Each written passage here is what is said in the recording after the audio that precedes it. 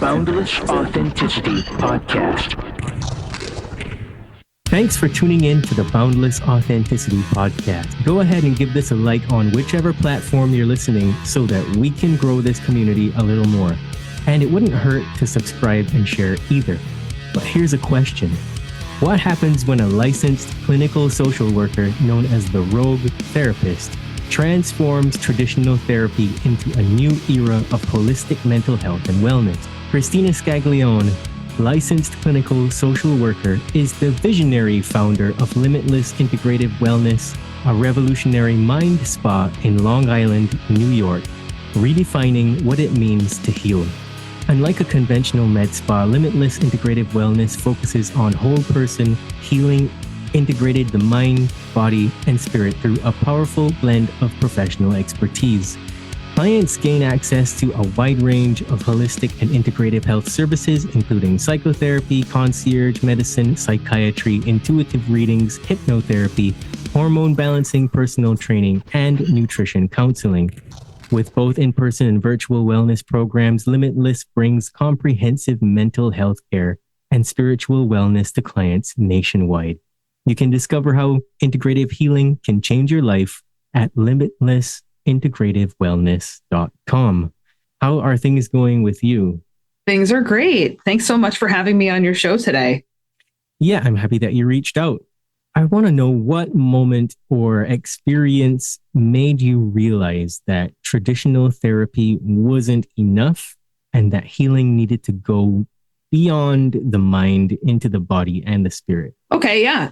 It was pretty easy for me to know what wasn't working because as a client myself, I knew what I wasn't enjoying about my therapeutic experience over my years growing up. I've been in and out of therapy for my own life transitions. And I would say I didn't really enjoy most of those experiences until I got to be an adult and I landed in a clinician's office who was different than the others. And it really does make a difference when you're able to connect with that person and establish a rapport. It's a lot more effective therapy. And so I was lucky enough to have an experience where I had a really great therapist later in life. I was already in my 20s by the time I found her.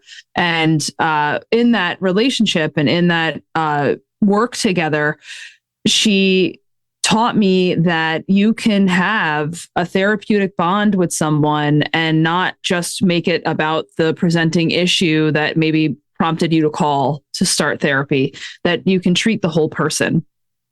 And so, she also she's the same clinician that encouraged me to go to social work school to begin with, which is kind of, the foundation of treating the whole person is social work. Social work itself treats the human. It doesn't treat a problem. So, taking that model and bringing it into private practice enabled me to, develop a practice where people are treated as an entire being and not just a problem or not just an ailment or an issue that needs to be resolved. Of course, that might be what prompts you to call us, but we treat you as an entire human, which means that we can go through a battery of information with you upon your intake that might not have occurred to you, might either be contributing to the problem or could help you with the problem that you have in your life. So that's kind of how I've always been practicing. That's interesting. So I'm curious about the specifics because oftentimes when we address these deeper issues, then the audience can connect even deeper with your personal transformation. So I would ask you quite specifically, what wasn't working for you? What didn't you enjoy? I don't like psychodynamic therapy. That was my experience going into therapy. Was I had a lot of clinicians who were just there to listen and not provide any feedback. They might have even provided, I wouldn't say nothing, but I would say it was close to nothing. And they didn't really point me in a direction that would give me what I would consider a valuable skill to practice to help myself. So foundationally speaking, I didn't have any skills that I was aware of besides ones that I developed throughout my own coping, which would be, intellectualizing, for instance, is a coping skill that we would develop if we weren't given other tools. And I would say besides the ones that I developed by proxy, by being in a traumatic event or by growing up in a tumultuous environment.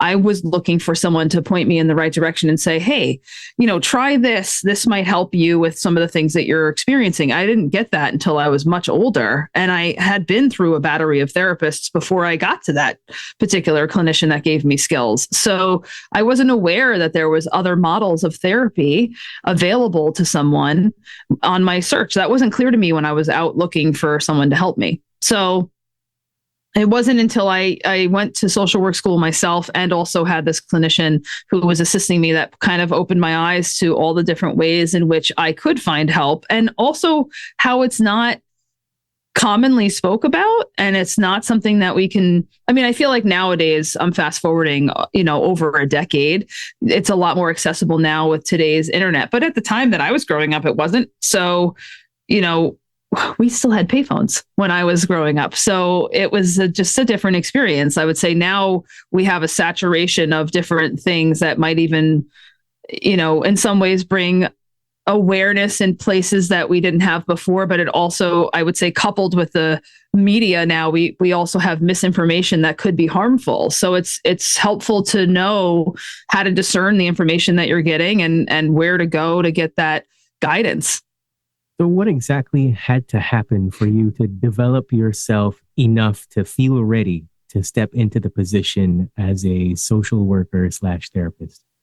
I don't think I was ready. I think it chose me. I think it's something that I was always in a position of people coming to me and feeling like they could easily speak to me and share with me their issues. And I didn't have the skills necessarily besides being a comfort to that person. I didn't have any specific skills at that time to be able to assist besides being a listening ear. And I will also say that is sometimes extremely helpful just to hold space for someone. But I would say, yeah, it chose me. And when I went into the social work school, that was one of the icebreakers for 2 years was, why did you choose this? And I said, I don't think I did. I think it really just felt natural for me to take the next step to hone in on my skills and to fine tune what I was able to do.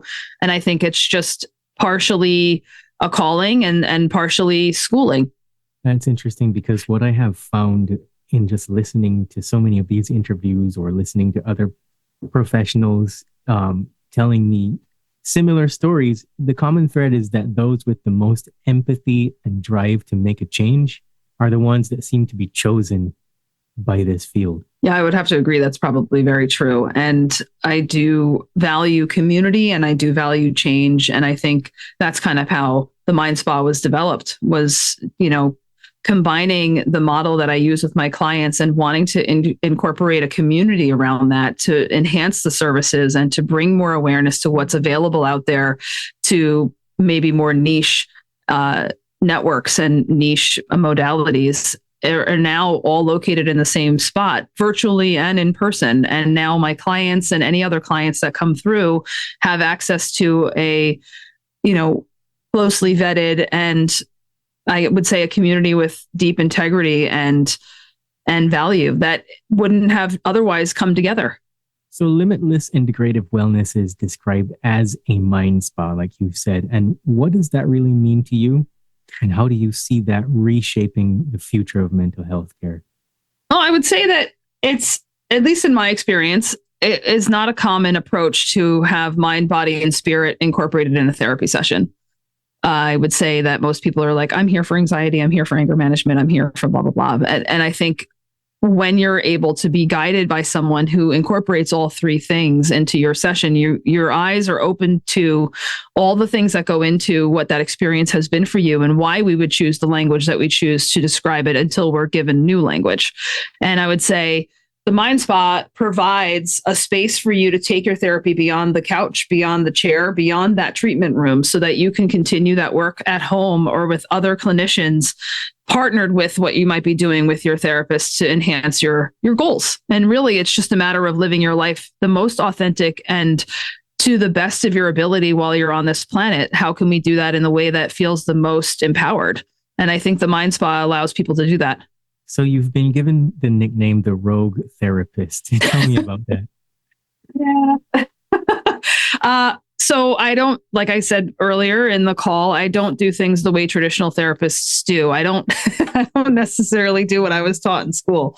I was I was taught to, or trained even to not have a reaction, to not, provide too much direct feedback, to not maybe weigh in as closely as I do. And I feel like not only does that leave us a less connective session if I did it that way, it also removes the ability to have any humor or to have deeper rapport with somebody. And there's so many ways that you can connect with a person, and I think it should be left on the table to be able to connect with them in that way, if possible, rather than saying, well, that's not clinically appropriate to connect with somebody in the way that you would incorporate humor, for instance, in your sessions. And I think humor can be healing. And so I call myself that, and I've had clients call me the rogue therapist or no BS with KS, because my approach is just different. It's different than any other therapist I've come across. If that answers your question. It does answer the question. I also see commonly the fear of losing your license thrown out as an excuse not to do the right thing.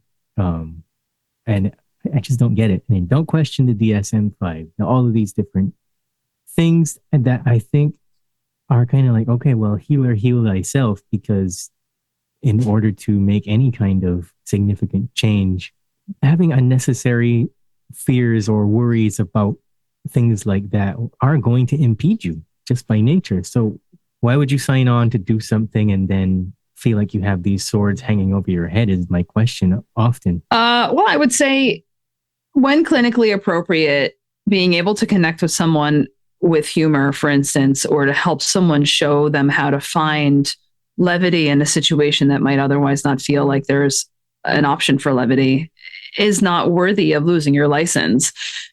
It's important for you to remain with ethical boundaries, within ethical boundaries, and to remain in integrity in your sessions, and to remember the reason why they're coming to see you. It's not meant to be a mockery of the guidelines, but what I would say is there's a lot of gray in the guidelines that you can utilize to help your client heal in a more authentic way. Not everybody's journey is the same, so I don't think everyone's approach should be the same. So I think we're complex beings. We're here having a human experience. So if we were to come at everybody with a DSM, for example, you mentioned, you may lose them. It's not effective to come into, in my opinion, it's not effective to come into a session and put somebody in a box.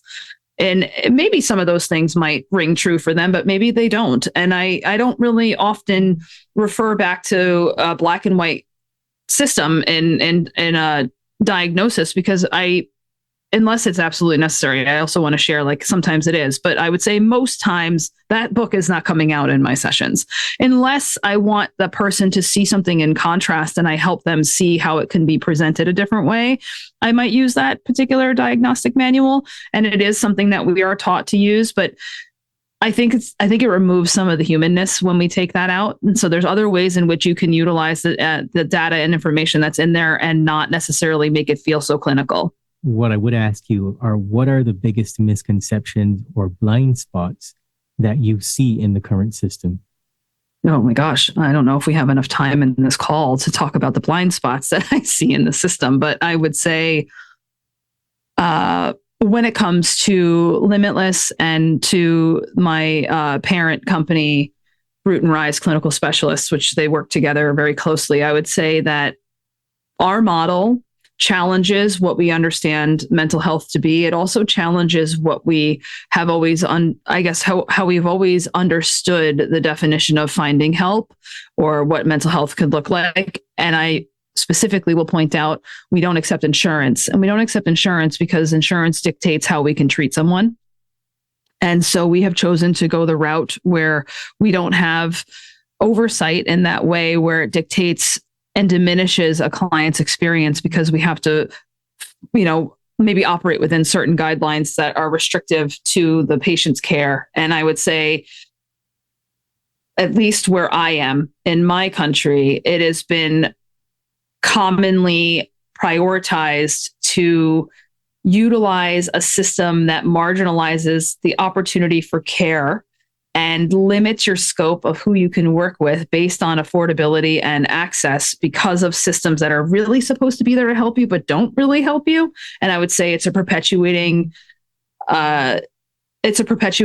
condition or system that really eliminates your ability to be empowered in your own journey. And I'd say that just continues to self loop, and it's not helpful. So, I mean, I could go on. That's just too deep of a question. I think there's so many layers there that would be endless amounts of episodes for you. Please do. If you have more to add, please do. I'm not sure. I don't know how popular or unpopular this opinion might be, but I think, mental health should be as essential as you finding food that day or keeping yourself in a shelter that is safe.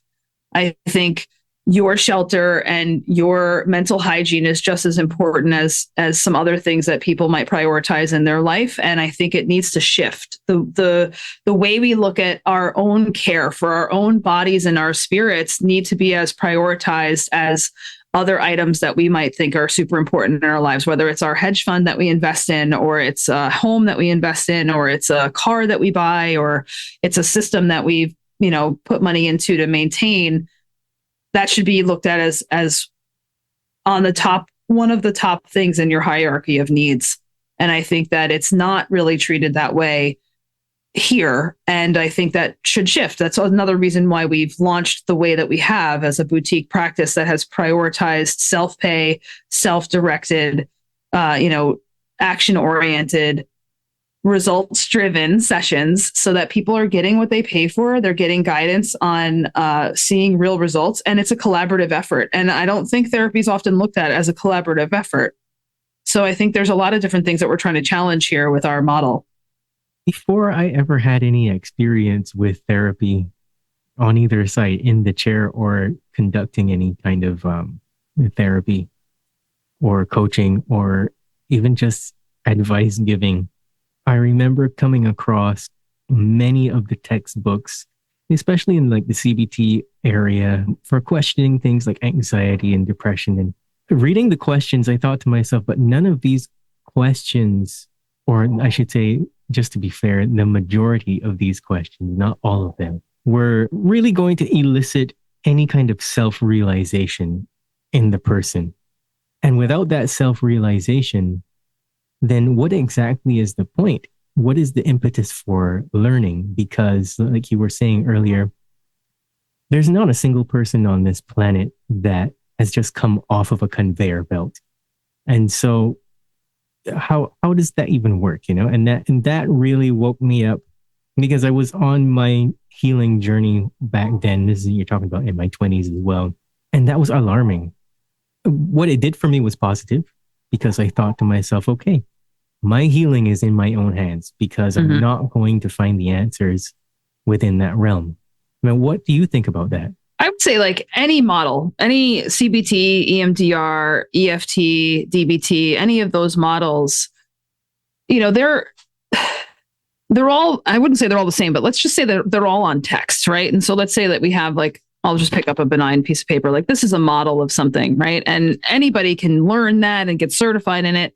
How it's delivered is what matters. CBT in particular is supposed to be Socratic type of questions to help elicit you to think differently about your situation. And there are some therapists like myself who will use CBT mixed with other things. I will mix a bunch of modalities because I feel like you said earlier, we don't come off on conveyor belts, which means that my therapy is not a one size fits all. We'll custom and tailor make therapy sessions with a mixture of modalities to try to help you gain momentum and shift. But the impetus for change is to reduce suffering. So suffering is optional. Pain is inevitable in life. Suffering is optional. That's something that I think people need to understand. We're going to experience pain in this world, but we don't have to suffer. And when I say that to people, it often raises a gigantic question mark over their head. And they're saying, oh, wait, I don't have to suffer. No, we don't have to suffer. You're here as a human being to experience life, but you're a spirit in a human body having a human experience, which means pain is inevitable. But the suffering aspect is very much a human experience because we choose to loop on certain things instead of having whatever forms of acceptance that we might need to be able to move forward. So I would say it really depends on the clinician that you're working with and how they deliver those tools to help you find that impetus for change and guidance and understanding what you're being taught, because anybody can roll out tools. It's just, how are they actually being taught? What do you understand good mental or emotional health to be? And what can it look like? Well, fun fact, I hate words like good. It's too, there's good and bad are too, they're polarized in a way that they doesn't leave a lot of room for clarity. Like, it's too ambiguous of what does good mean to you might not be what good means to me. So let me elaborate then. Yeah. I feel like many people apply what they learn and then it just becomes about coping. So to me, good is better than just coping. Anything better than just going along and getting by is good. Well, I would say, are we here to cope or are we here to live? How would you answer that? We're here to thrive. We're here to thrive. Just in survival, right? So, well, that's a problem, right? So if we're here to thrive, then we can't be in survival. So if we're looking to root down and truly thrive from that point forward, we have to make a conscious effort to make a decision for change. So I would say, the therapy that is being delivered, if it's not exacting change, if it's not giving you fundamental skills to shift what you always do, because we're not looking to continue to do more of the same. We're looking to uproot that. We're looking to change what it is that you're doing, because clearly what you've been doing isn't working, which is why you called. So we have to change it up. So to answer your question shortly, I would ask, what is it that you're doing that isn't working, so that I can get a good assessment of what you understand that you've been applying to your life that isn't giving you the results that you desire. And now I'm going to ask you to be open to tweaking that. I'm not going to ask you to abandon everything that you know, because that would just cause more dysregulation, but I'm going to give you more and more tools so that eventually you use the ones that we learn together more often than the ones that weren't working for you. Because the survival, it's obviously instinctual, but it doesn't have to be your everyday. It doesn't have to be your autopilot. Awesome. To clarify even further, how do science, spirituality, and intuition work together in your practice? And how are you able to balance clinical training with those deeper energetic components or your intuitive guidance? Yes. Yeah. My favorite kind of client is the one that comes in and tells me that they don't have intuition, which is not possible. So I will say, one of the examples I often ask is, have you ever walked into a room and it's got, however many people, and it could have one or two people or more in there, and you can tell that some stuff has gone down without any words being exchanged. And it's almost like you can cut the tension with a knife, the tension that we can't physically see. Most times, 9 out of 10 times, people will say they know exactly what that feels like. And I will say that is your intuition. So we have a sixth sense. Sometimes I have to teach people how to pick up on that sixth sense, how to recognize it, how to understand that it's hardwired in our bodies, which is how we've lasted as long as we have on this planet, is with intuition and science, right? It's always happening around us. We just have to be able to identify it and discern what it is that we're understanding as far as data that we're collecting around us every day that we process in our brains. Anytime I teach a skill, I will give somebody the scientific background for why it works. And that person can take what resonates and leave the rest, but you can't dispute that we are able to regulate our nervous system, and this is how, and this is what data has shown us. And I will explain what grounding is, what your vagus nerve is. I will explain how your nervous system responds to stress. And I will go through as much as I can recall in that session to help you understand fundamentally and tangibly how your body reacts to your environment, and what it is that you might need to do in order to help your body get through whatever systems that you're experiencing outside of this office, or otherwise. And so I will marry that background information plus the skill, plus the data that I know the skill has, and it's empirically studied data, and just also using it myself. I can give you some, anecdotal evidence of what I've experienced using the skill. And we kind of go from there. And so the way I explain it to clients is we're going to throw as much spaghetti at the wall as we can, and we'll see what sticks. And then we're going to find what works for you, and we're going to build on that. And then on top of that, intuition, if we get into the more spiritual side of things, of learning how to have discernment and learning how to understand how energy works, I explain that everything around us has energy. And I also explain that we're an antenna that constantly receives and emits information in our environment to other people and everything around us. And so in order for that antenna to be clear, we have to be able to have, let's say, a less cluttered environment and a less cluttered mind to be able to get the data and understand it clearly. And I would say it's phases. We don't do it all in one session, but we'll build upon each one. And it starts with a little bit of education first. Awesome. So what kinds of personal transformations have you witnessed when clients embrace your integrative approach? Oh my gosh. It's actually a really fantastic thing to watch and to witness. And I love being able to share in that joy with clients that are able to see the changes in themselves. And I would say sometimes it's not very obvious either, because I think, especially with technology and media today, it's easy to get lost in the everyday.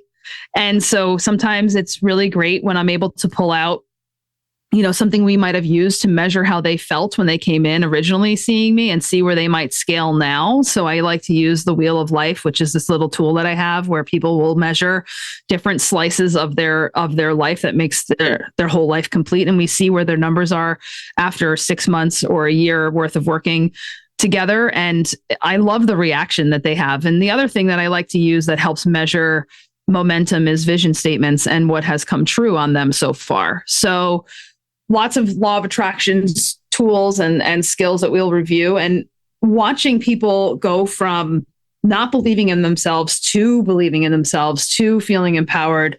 One of the most recent stories I can give you is a woman who came to me about 6 years ago, and she was stuck in it's like a corporate job. It's a company that gets contracted by governments to, sell products. And so they're very structured and very like humdrum. There's no excitement that's going on there. And she hated the job, but that's all she knew. She's been doing that type of work for over 30 years, and she was miserable. She came to me, a natural creative, an empath, somebody who really could tap into so many different other areas of her life, and just doesn't have the bandwidth to do it because she was so crushed by this job. One of the first vision statements we had written together, she said, I really want to tap into more of my creativity. And one of the things that I require my clients to do on vision statements is put something on there that's completely outlandish. Like I want you to put something that's so crazy that you would probably never think it would happen in this lifetime, but put it anyway, because you have no energetic barrier between that and the outlandish thing, because you have no experience of it never happening for you. You have zero judgment that it's there. So energetically, it could very likely happen before any of the other things that are on your list, because it's so out of this world, impossible to you, that you just don't have any real emotional reaction to it being there. So she put on hers, I want to be a voiceover artist. And I was like, oh, have you ever done voiceover work before? And she's like, no, I never have. I don't even know if I have the voice for it, but it's something that I always thought was so cool. She put it on her vision statement. It was 6 years ago. And with a series of small changes over the last couple of years, she's doing that full time now. And she's in voiceover work as a career. I mean, of course, there was 100 other things that happened between then and now, but the fact that the one outlandish thing that she put on her original vision statement is what she's living and breathing every single day, and has had complete autonomy over her income, and has a lot of freedom now in her creativity, and is able to live the life that she wants to without restrictions, is all because of that journey. So that's one example I can give you. That was a great example. What do you believe all of that reveals about the true nature of healing? Well, I think there's a couple of facets I could speak to in the true nature of healing. And I think one part of it is learning how to believe in yourself can lead to massive transformation. And also sometimes having a witness in that process can amplify your results. Fantastic. Kristina, if we want to get in touch with you, how do we do that? Yeah, you can find me at www.limitlessintegrativewellness.com or www.rootandrisecs.com, and I'll send you all that info if you'd like. Amazing. Thanks for being on the Boundless Authenticity podcast. Thanks for having me.